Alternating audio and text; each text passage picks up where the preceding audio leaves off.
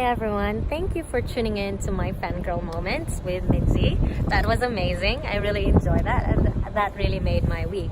But now I want to talk about something a bit more related to history and of course international affairs between the United States of America and the Philippines. This is about the return of the Balangiga Bells to the Philippines. Why is it historic? Well, I would like to expand on that story, but firstly, what are the Balangiga Bells? The Balangiga Bells are church bells from a small town in Balangiga in Samar Leyte. These have historical significance for both the US and the Philippines. For the US, the bells were justification for the continued American occupation in the Philippines, as well as the justification for the occupation of similar countries like Guam and Puerto Rico and Cuba. For the Philippines, this was significant because it showed that they could stand up to a colonizing entity. It was a very successful revolutionary act, although it did lead to hundreds of deaths and the razing of a town. But for most Filipinos at that time, it was a show of retaliation against an unwanted occupant.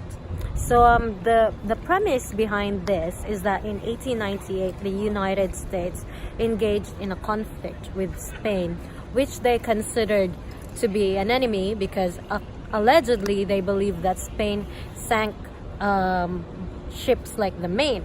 So they used this as an excuse to fight against Spain and take over Spain's former colonies.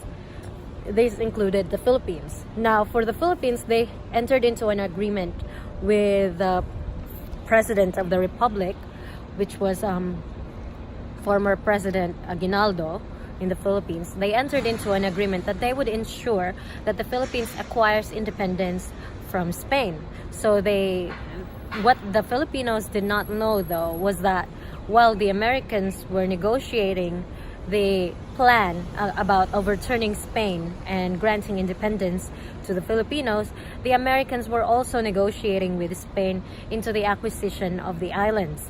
So what ended up was a mock war where the Filipinos were not allowed to enter into Intramuros, and inside the walls of Intramuros, the Americans and the Spaniards pretended to engage in a conflict, and after that people were like, okay, the Americans won, we are now leaving the Philippines.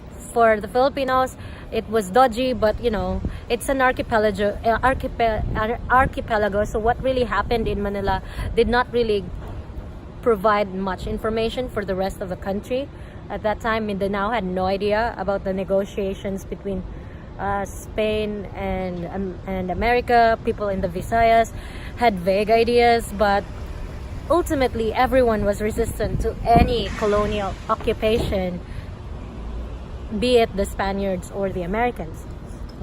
So the Filipinos did not know that the American generals entered into an agreement which involved the paying of $1 million to the Americans. Basically, the Americans bought the Philippines from Spain. So that's what happened there. Now, fast forward to Balangiga in 1901, certain General Thomas Connell was assigned to the town of Balangiga. Unlike most American soldiers, he was very friendly with the natives. Although he did not really see them as equals, he did think that the best strategy to effectively governing the cities and towns in the Philippines was to be friendly to the natives. Now, when he found out the interactions with the native women and the American soldiers, where there were rumors that women were being raped or harassed by American soldiers, Thomas Connell issued a law or a rule to his division that anyone who touches a Filipino female will be removed, sent back to the United States, and then their titles and privileges removed, as well as being shamed for like a court-martial, basically. So there was this rule, and the American soldiers were forced to follow that. Now, after such rules happened, there was a contested issue. It's not proven, but allegedly, a young Filipino woman was harassed by two American soldiers. And in retaliation, her brothers fought against the American soldiers, fighting for her honor. And because of that, that became an excuse to imprison a lot of Filipino men in Balangiga. Some say that this was a justifiable dispute, that it had to be done, but others say that the reason for their imprisonment, which was very excessive, was because they wanted more people to do labor work in the constructions around Balangiga. So the reasons were disputed, but either way, the facts remain that many Filipino men, hundreds of them, were imprisoned following such an incident. Now, what happened was the remaining men and women in the town of Balangiga were not very happy with this development, and so, beyond the knowledge of the American soldiers, men dressed up as women with shawls and dresses. So the outfit was very covered, very modest from head to toe. And then there was a news outbreak that a cholera or malaria, basically it caused a lot of deaths in children, and so they ended up carrying small coffins for children. What the soldiers did not know, however, was that they were not coffins, but actually boxes containing military grade weapons and some knives, and also children holding knives. So it was a very dangerous scheme. Women and men dressed from head to toe in women's clothing went around the town, some of them visiting their relatives in prison. But what the American soldiers did not know was that they were actually smuggling the weapons. Now, on September of 1901, what happened was the bell started ringing 6 a.m. at the Balangiga town church. As soon as the bells rang, soldiers dressed as women and also those who were in prison started attacking American soldiers, approximately around 50 American soldiers. This was a very successful act of revolution, which many believed was a very successful approach, to show that, we are not going to be held down. And I thought that was amazing. When I read that story, I was like, oh, this reminded me of Mulan pretending to be, with her friends, pretending to be women and going inside and just doing all stealth mode and stuff. I thought that was amazing. Unfortunately, what came next was terrible. News came out of the devastation caused to the American soldiers. For the American soldiers, this was not okay. They could not accept that they were, of course, being attacked by the people they considered not equal to them. And this was an insult to them as well. So the American government issued orders to raze the whole town to the ground. And they justified killing children as young as 10 years old, saying that any native boy who is at that age could be a potential revolutionary.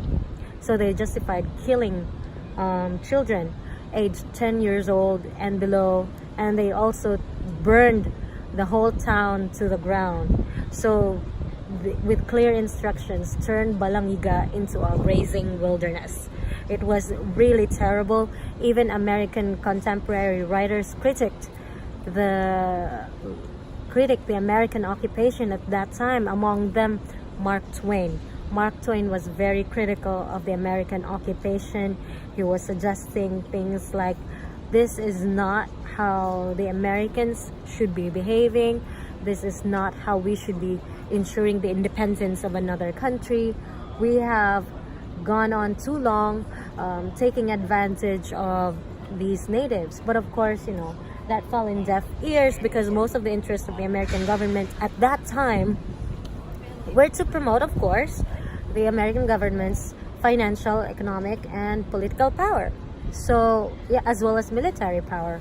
So for them, it was very much justified to do so, considering this was also the time where a lot of African Americans were enslaved, considered less as human beings. And considering that at this time, people from Cuba, Puerto Rico, and Guam were also going through similar situations, I think at that point the American government really thought that what they were doing was justified. I am not saying that it's okay, but if you have to consider the mindset of the people at that time, yes, it was terrible, but there was not really much anyone can do to prevent them from thinking that way, because basically the government was encouraging it.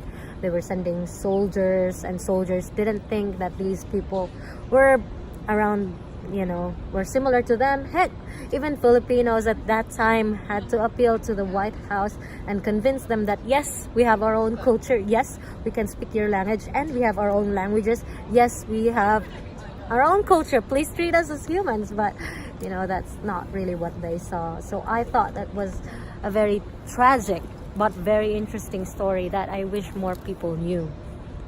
I found this out through research, of course, which I will also place here. I will put down the links.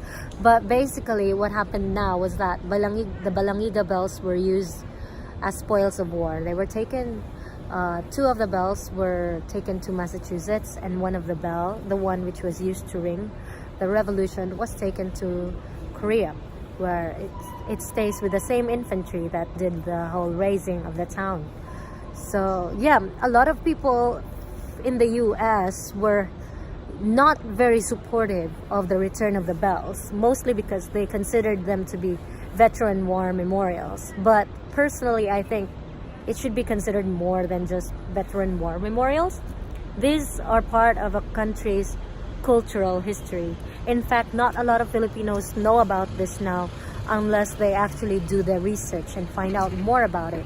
So I think this should be something that more people should be talking about.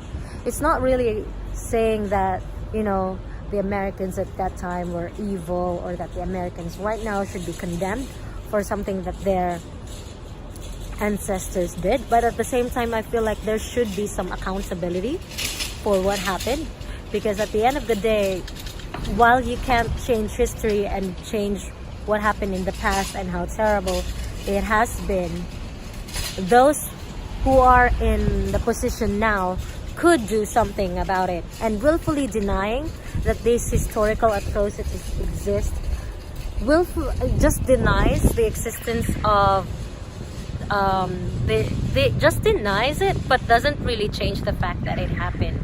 So personally, I think it's much better if people were more supportive of the return of the bells, and that I hope more people from the Philippines, more people from the United States could use this return as more of a healing process. Because to be honest, if I'm going to be very strict about it, I would like the American government to pay back the Philippines for the amounts of money they paid the Spanish government to acquire the country. But that's not gonna happen. What they're doing is they're extending aid to the Philippine government, which is good, but at the same time, those aids were usually conditional on the government that they cooperated with, conditional on the kinds of people who are in the position in government, and conditional, of course, for the benefit of the United States. Now, I know that sounds controversial, but I'm not saying that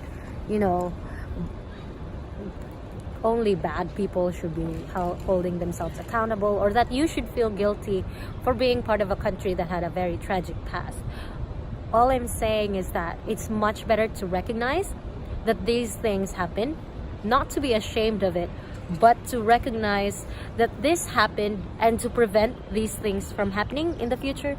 And of course, to actually do something to compensate, to give back to the people who have long suffered from these kinds of issues. I mean, no country is perfect, and of course, you should not feel bad for living in a country you don't have a choice to be born in.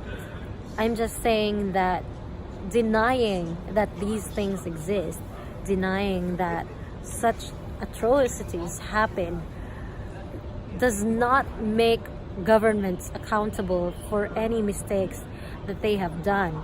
You can't expect other countries to fully cooperate with you knowing that they have a very strained historical relationship. I'm sure a lot of countries would continue to cooperate because, of course, everything is much better than war. But come on, I think it's also a lot better if people showed more initiative in making sure that not a lot of these strifes continue to happen. But that's just my opinion. You are, of course, open to disagree with me. Of course, it's not possible to pay back for everything that has happened, but I think this is a very good step. I think this is a wonderful way to start healing, building a good relationship together. And even though right now it's a very dramatic political environment, both in the Philippines and in the United States, and even in the region in general, I think small steps like this could really make a huge difference in improving international relations, diplomatic relations between the two countries. So yeah, that's my thoughts for the day. And I hope you could read more about the issue on the Balangiga Church and the return of these bells, as well as more on the views of those who, of course, I can't fault them for feeling patriotic and supportive of their veterans memorial. That's good. I just think that some spoils of war should be returned. So I hope the US state government actually does return that, and I'm hoping for more positive news in the future. So yeah, if you want to read more, I'm putting down the links below, and thank you for watching. See you next time.